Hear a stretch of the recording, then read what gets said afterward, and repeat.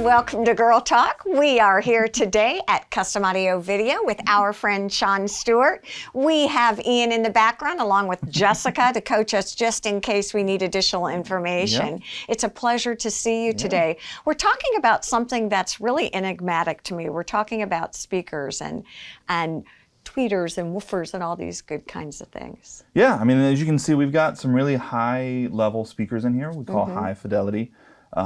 So it's an extra level of sound that is just absolutely incredible.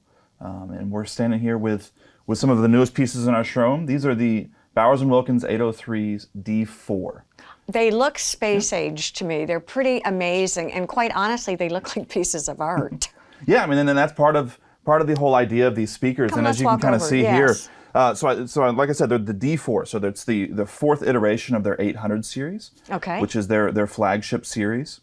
They started the 800s back in 1979, and now they just released these. We just got them put in last week. Why are these so special? Can you kind of talk us through how they work and what sets them apart? Yeah, so the whole idea of the speaker here is how to reproduce sound as accurately as possible. Okay. Right, so one of the cool things about the Bowers & Wilkins story as well is they're a part of the Abbey Road studio.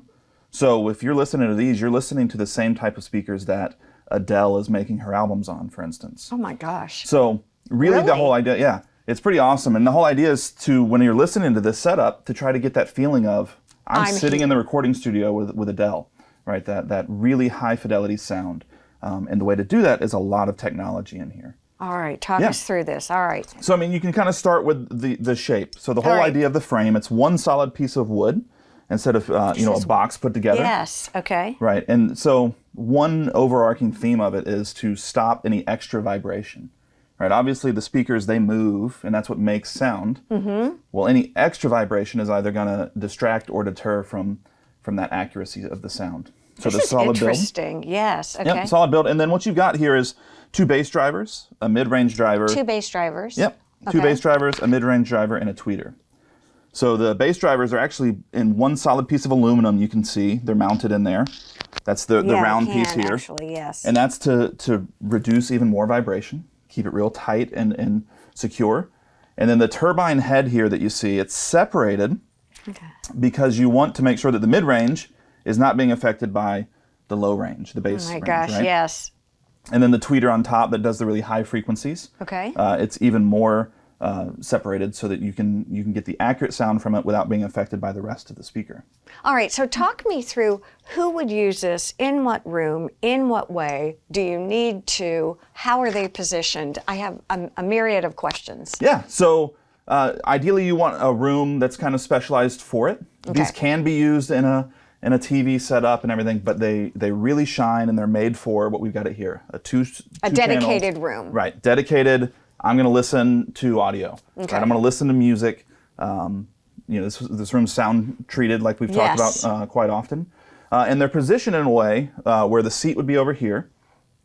And they're positioned in a way so that the sweet spot, when you're sitting there, you get the most accurate sound stage. Mm-hmm. Right? So when that music's going, you want to be able to kind of close your eyes and go, all right, I can hear the singer in the middle, right in there in the middle, and then, the bass is over here a little bit, and electric's over this way, right? And you can really get that feel of how they were set up in the studio or how they've mixed it properly. So you really get that big sound stage.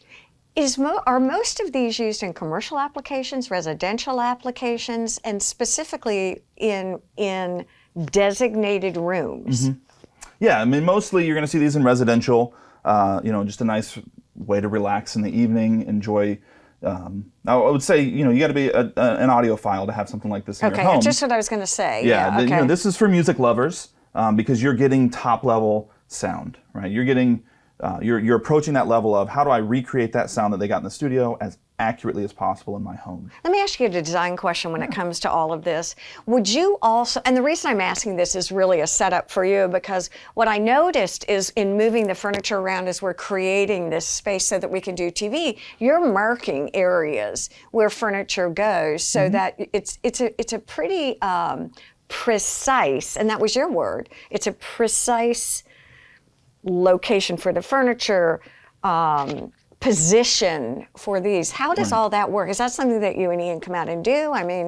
Yeah, it's all part of the calculations that are done this. When we were getting set up for this shot, Jeremy asked if we could move these, and I was like, Yeah, no. that's exactly right. Can we move these closer? Yeah. No. Further? No. We it took a couple of us about an hour. Now, of course, there were a few of us because we love just being in here with these new things, so we wanted to be a part of it.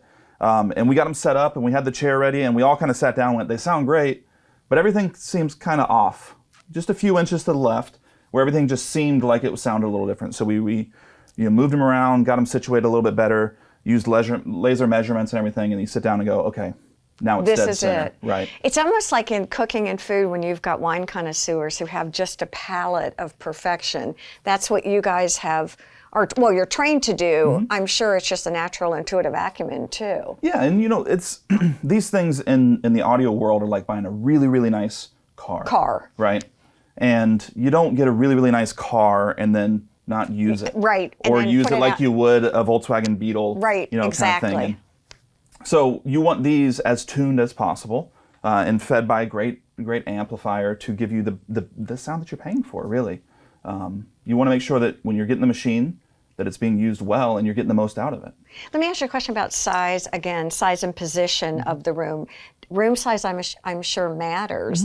And you have one chair in the showroom. Right. But again, let's assume I've got a family or I have people over weekly and we really do listen to our music. We're aficionados and we really want to experience fine music. Yeah.